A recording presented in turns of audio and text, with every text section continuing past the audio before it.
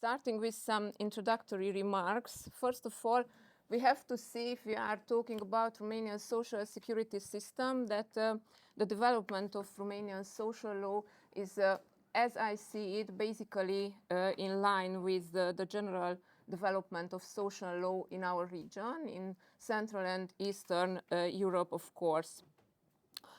One of the main problems, in my opinion, is that since 1989, Romania faces continuous reform waves. We are not coming out of reforms. We have many results, of course, and some good practices, and I will speak about these good practices too, but there are yet many shortcomings too. It is a real problem in Romania, at least, the inconsistency, and we have so many ad hoc solutions, especially in social assistance and in pension systems. I will show some examples of that. And I think that there is a lack of long-term strategies, and that is the worst scenario for social law, not to have any long-term strategy. The demographical issue in Romania, of course, is not very good. The aging of the population is plus with a massive immigration from Romania. We have more than 4 million people working abroad. The first wave was to Italy and Spain in the beginning of the 90s, but then there were massive waves to England and right now to Germany too from Romania. In my short presentation, I will focus, as I said, on some of the main problems of the Romanian social system, and I will try to underline somehow those of the Romanian specificities of the legislation that I think that can be of an interest in this conference. And I will start with some constitutional starting points, as Professor Jakob asked us to do today. And we must see that in Article 1 of the Romanian Constitution, it says that Romania is a democratic and social state governed by the rule of law, in which human dignity, the citizens' rights and freedoms, the free development of human personality, justice, and political pluralism represent supreme values in the spirit of democratic traditions of the Romanian people and the ideas of Revolution of December 1989, and shall be guaranteed. So we can see that Romania defines itself as a social state, but what does it mean to be a social state in the Romanian constitutional system? We have only 4 articles of the Constitution talking about different social rights.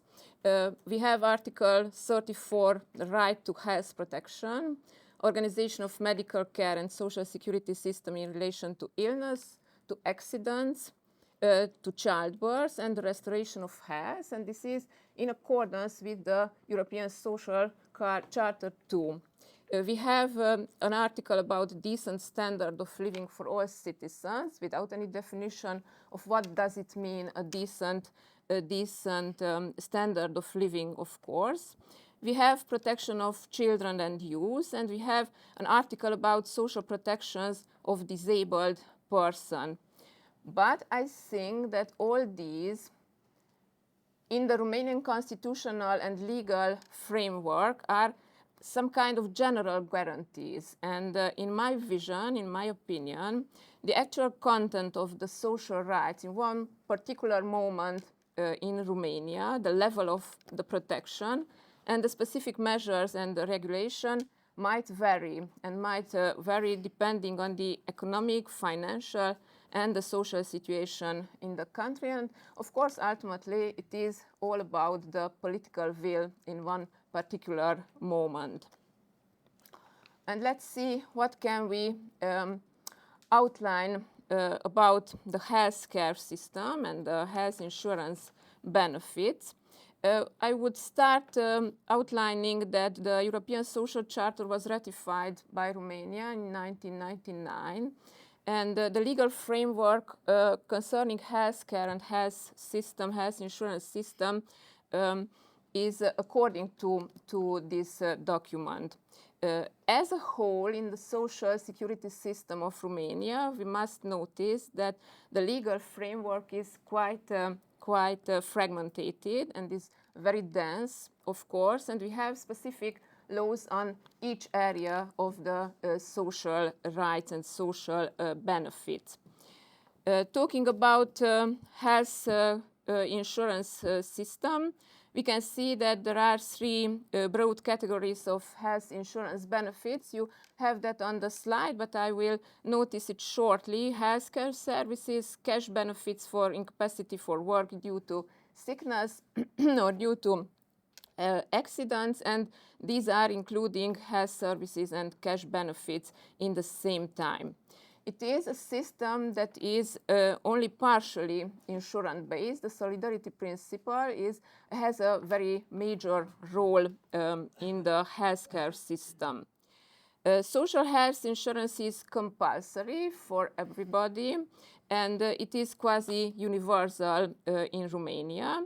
The contribution being 10% paid only by the employee. The employer has no obligations on that field.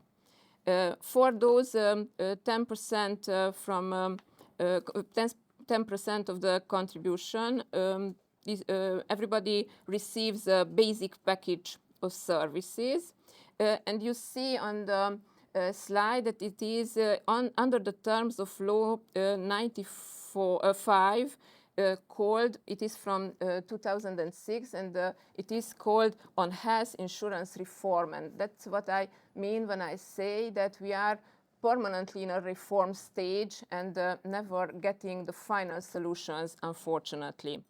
We have voluntary complementary and supplementary health insurances too.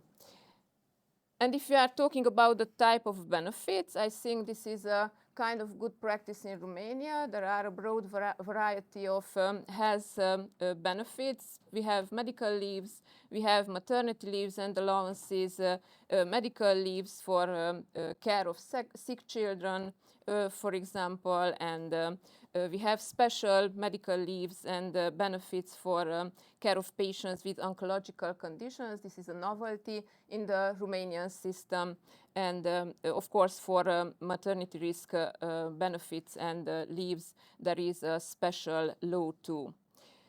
The mandatory contribution rate for these benefits is paid by the employer.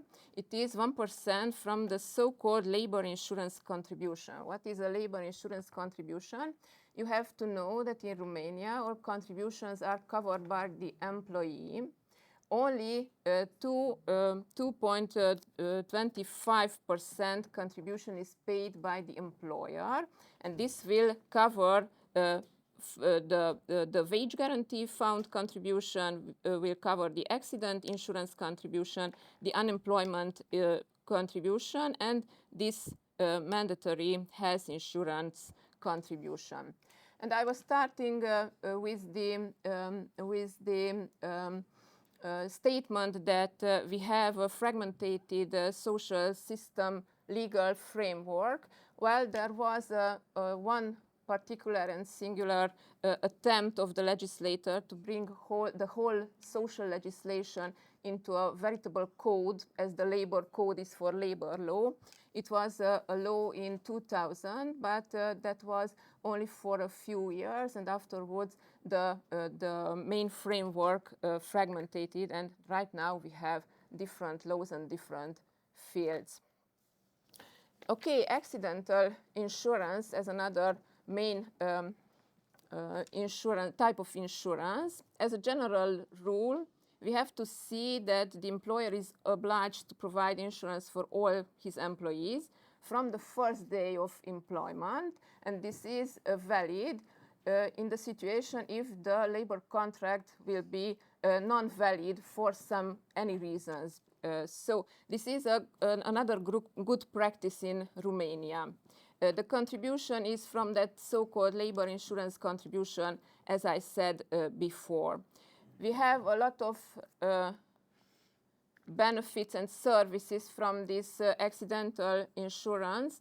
For example, medical rehabilitation, recovery of working capacity, but we have also vocational rehabilitation and retraining, and I think this is very important in the Romanian system. There are compensations for temporary incapacity for work, compensation for temporary transfer to another job, and compensation for reduced working hours. We have compensation for loss of integrity in the event of death, of course, and some reimbursement of expenses. And finally, if the situation is requiring it, invalidity pension following an accident at work or occupational disease, and of course survivors' pensions in the event of death. Okay, and after some examples of, as I mentioned, good practice, now the Romanian pension system, and that is not a good practice, but a sad part of the Romanian social system. I would start with some demographical data. These are data from last year provided by National Institute of Statistics of Romania. As you see right now, almost 20% of the Romanian population is aged 65 and plus. So 65 and over, and we see that the percentage of adult population aged 65 and over is expected to increase by 2050 at about almost 30% of the population, and that is an alarming data provided by the National Institute of Statistics. In the same time, the share of the people aged 80 and over is expected to increase from the current level, which is about 5%, 4.8 as you see on the slide, at almost 9% of the population. How should deal with this aging and all the demographical issues, and what can we do for the sustainability of the Romanian pension system? Well, right now we have 4 pillars in our system. We have a mandatory public pension pillar. This is a typical pay-as-you-go system. It is a typical pay-as-you-go pillar. The retirement age is 63 and 65 for women and men, of course. And we have all the typical types of pensions: old age, anticipated, survivor's pension, invalidity pension. The contribution is 25%, and it is paid only by the employee. We have a second pillar, which is a mandatory private pension pillar. You see that we have a mandatory private pension pillar. It is a rarity in our region right now, where the contribution is variable. At the time when it was introduced, this pillar, it should have been 2%, raising to 6%, but right now is only 3.75, so I don't know what the percentage will be in the future. We have voluntary private pension pillar, occupational private pension pillar, and I wanted to show some examples of inconsistency in legislation, but I don't really have time for that. So I will speak a few words about the long-term care.